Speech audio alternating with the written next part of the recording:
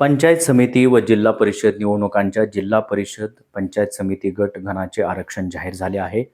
फलटण तालुक्यातील जिल्हा परिषदेच्या 8 गटांपैकी तब्बल 4 गट अनुसूचित जातीसाठी राखीव झाले आहेत, तर 2 सर्वसाधारण आणि 2 ओबीसीसाठी राखीव झाले आहेत.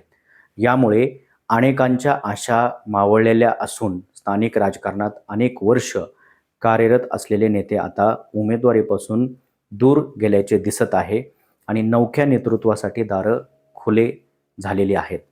अनेक कार्यरत नेत्यांना स्वतःलाही उभा राहता येत नाही किंवा पत्नीलाही पुढे करता येत नाही. दुसरा मतदारसंघही शोधता येत नाही. तर काही कार्यरत नेते आपल्या घरातील स्त्रियांना पुढे करण्याची शक्यता निर्माण झाली आहे. आरक्षणामुळे राजकीय गणितं बदलण्याची चिन्ह असून फलटणच्या राजकारणात उलथापालथ होण्याबरोबरच नवीन चेहऱ्यांना संधी मिळणार का? काही ठिकाणी नवीन चेहरे राजकारणात उदयास येतील का? या सर्व प्रश्नांची उत्तरं या व्हिडिओच्या माध्यमातून आपण जाणून घेणार आहोत. नमस्कार, मी डॉक्टर अशोक घुगे आणि मास्टर माइंड या यूट्यूब चॅनलमध्ये मी आपलं स्वागत करतो आहे. फलटणच्या या निवडणुकीमध्ये किंवा फलटण तालुक्यातील जिल्हा परिषदेच्या 8 गटांपैकी गुणवरे, विडणी, साखरवाडी, अनुसूचित जाती महिला व बरड अनुसूचित जाती सर्वसाधारण हे गट राखीव झाले आहेत. साखरवाडी येथून शिवांजली राजे नाईक निंबाळकर या प्रतिनिधित्व करत होत्या. यावेळी मात्र त्यांना हिंगणगाव गट हा पर्याय निवडावा लागू शकतो. विक्रमाप्पा भोसले यांनीही तयारी केली होती. त्यांचीही यावेळी निराशा झालेली दिसत आहे. या ठिकाणाहून पंचायत समिती सदस्य सागर कांबळे यांच्या पत्नी संचिता सागर कांबळे या प्रबळ दावेदार ठरू शकतात. विडणी येथून सागर अभंग तसेच माजी संधी अधिकारी विश्वासराव भोसले, डॉक्टर बाळासाहेब शेंडे ही इच्छुक होते.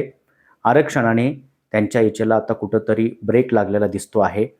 गुणवरे गटातून ओबीसी तथा सर्वसाधारण अशा सर्व इच्छुकांची संधी हुकल्याने गावडे, गौंड, जाधव, पवार, खटके गुलालापासून खूप दूर गेले आहेत असं चित्र निर्माण झालं आहे. बरड गटातून इच्छुक असलेले संतोष गावडे, धनंजय पवार यांच्यासह अनेक मातबरांच्या निराशा झाल्या आहेत.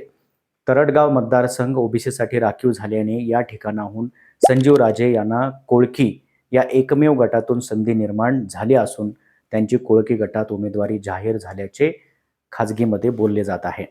तरडगाव गटातून सूर्यकांत खरात, बाबा खरात, राजेंद्र कुचेकर, अडसूळ यांची नावे चर्चेमध्ये आहेत. तर कोळकी गटात सर्वसाधारण आरक्षण असल्याने येथे उमेदवारासाठी मोठी भाऊगर्दी पाहायला मिळत आहे. या गटातून संजीवराजे नाईक निंबाळकर, शिवांजली राजे नाईक निंबाळकर, जिजामाला नाईक निंबाळकर, जयकुमार शिंदे, सह्याद्री कदम या मातब्बरांच्या नावाची जोरदार चर्चा सुरू आहे. वाठार निंबाळकर गट नागरिकांचा मागास प्रवर्गासाठी राखीव झाल्याने या ठिकाणाहून जिजामाला नाईक निंबाळकर यांना मात्र हिंगणगाव किंवा कोळकी गटाची निवड करावी लागणार आहे. वाठार निंबाळकर गटातून तुकाराम शिंदे, विष्णुपंत लोखंडे, रामभाऊ ढेकळे यांच्या नावाची आता चर्चा सुरुवात झाली आहे. हिंगणगाव गट सर्वसाधारण महिलेसाठी राखीव झाल्याने धैर्यशील अनपट यांची मात्र निराशा झाल्याचे दिसत आहे. तर इच्छुक असलेले उमेदवार प्रल्हाद पाटील, विलास नलावडे यांच्याही पदरी आरक्षणाने निराशाच आली आहे असं म्हणावं लागेल. या ठिकाणाहून जिजामाला नाईक निंबाळकर, शिवांजली राजे नाईक निंबाळकर या दावेदारी करू शकतात. त्यामुळे या गटात निंबाळकर विरुद्ध निंबाळकर अशी लढत पाहायला मिळू शकते. जिल्हा परिषदेप्रमाणे पंचायत समिती आरक्षणाने अनेकांना जबरदस्त धक्का बसला असून नेतृत्व करण्याच्या मनसुब्यावरती पाणी पडले आहे. 16 पैकी नागरिकांचा मागास प्रवर्ग महिला 2, नागरिकांचा मागास प्रवर्ग सर्वसाधारण 2, अनुसूचित जाती महिला 1, अनुसूचित जाती सर्वसाधारण 1, सर्वसाधारण 5, सर्वसाधारण महिला 5, पंचायत समितीचे सभापती पद ओबीसी महिलेसाठी राखीव. आता हे एकंदरीत असं चित्र निर्माण झालेलं आहे. साखरवाडी व सांगवी गण नागरिकांचा मागास प्रवर्ग महिलेसाठी राखीव झाला आहे.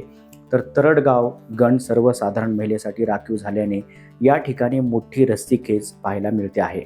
पाडेगाव गणातून शेतकरी संघटनेचा आक्रमक चेहरा असलेले अमोल खराडे दावेदारी करू शकतात. ओबीसी महिलेसाठी राखीव गणातून मंगल रुपनवर तसेच ऐनवेळी कुणबी ओबीसी प्रमाणपत्र मिळालेल्या मोठ्या नेत्याच्या घरातील मुलगी दावेदारी करू शकते असं बोललं जात आहे. सस्तेवाडी गणात सर्वसाधारण ओबीसी आरक्षणामुळे अशोक शेठ सस्ते, सुनील सस्ते यांची आशा आता मावळली आहे. सांगवी ओबीसी महिलांसाठी राखीव झाल्याने आश्चर्यकारकरित्या नवे चेहरे आता आपल्याला दिलेले दिसू शकतात. विडणी गण सर्वसाधारण झाल्याने या ठिकाणाहून जिल्हा परिषदेतील संधी हुकलेले विडणीचे सरपंच सागर अभंग दावेदारी करू शकतात आणि पिंपरद येथील किरण शिंदे यांचं नावही चर्चेमध्ये आहे.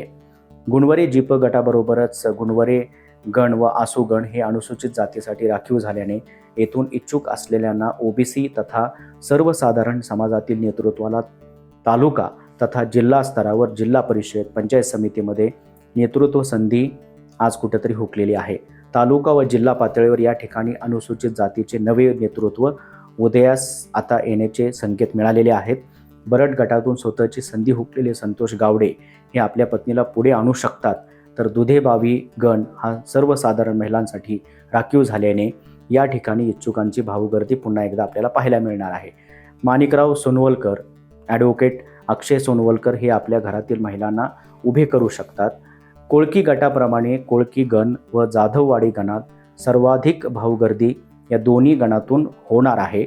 मोठ्या नेतृत्वाच्या घरात गटाची उमेदवारी केल्यास गटात नाही तर किमान गणाची तरी उमेदवारी मिळावी यासाठी अनेक जण शर्यतीत उतरलेले आहेत किंवा ते उतरलेले दिसतील. वाटार निंबाळकर गण सर्वसाधारण महिलेसाठी राखीव झाल्याने या ठिकाणी मातब्बर नेते मंडळीच्या कुटुंबातील महिलांना संधी मिळू शकते. सुरवडी गणात अनेक वर्षापासून प्रल्हाद पाटील यांच्या कुटुंबातील व्यक्तीचेच या गटावर वर्चस्व राहिलेले असून वर्चस्वाची हीच परंपरा याही वेळी प्रल्हाद साळुंके पाटील कायम ठेवतील असं एकंदरीत दिसतं आहे. त्यांच्याच कुटुंबातील व्यक्तीची प्रबळ दावेदारी असणार आहे. हिंगणगाव गण सर्वसाधारण महिलांसाठी राखीव झाल्याने या ठिकाणाहून जिल्हा परिषदेची स्वतःची संधी हुकलेले धैर्यशील अनपट यांच्या कुटुंबातील स्त्री सदस्यांची नावाची तिथून जोरदार चर्चा सुरू आहे. सासवडगण नागरिकांचा मागास प्रवर्गासाठी राखीव असल्याने या ठिकाणाहून अमोल रासकर यांच्या नावाची मात्र चर्चा तिथं आपल्याला रंगत असलेली दिसत आहे. आरक्षणाच्या नव्या वाटपामुळे किंवा नवीन वाटपामुळे सर्वच प्रमुख राजकीय पक्षांची डोकेदुखी आता वाढलेली दिसते. आधीपासून ठरवलेले संभाव्य उमेदवार आरक्षणाने अपात्र झाल्याने किंवा असल्याने उमेदवारांच्या निवडीसाठी पक्षप्रमुखांना नवीन रणनीती आखावी लागणार आहे. विशेषतः काही बालेकिल्ले प्रवर्ग बदलल्यामुळे सामान्य झाले आहेत, तर बहुतेक ठिकाणी नवीन चेहऱ्याला संधी मिळण्याची शक्यता निर्माण झाली आहे. फलटण तालुक्यातील गट गणाच्या आरक्षणाने राजकीय भूकंप घडवला असून स्थानिक पातळीवर नवीन सत्ता समीकरणं निवडणुकीआधीच अनेकांच्या संध्या हुकल्याने पार्टी प्रमुखांनाही राजकीय फटका बसणार आहे. नेते मंडळीने अनेक उमेदवारीची जी आश्वासनं दिलेली होती ती प्रत्यक्ष आश्वासनं आता सत्यामध्ये उतरणार नाहीत आणि कार्यकर्त्यांची ही मोठी गोची झालेली दिसत आहे. येत्या काळात कोणते नवीन चेहरे पुढे येतात, कोण कुठे जातो हे पाहणे औत्सुक्याचे ठरणार आहे. तुर्तास आपण इथेच थांबू. गटनिहाय विश्लेषणसह लवकरच भेटू.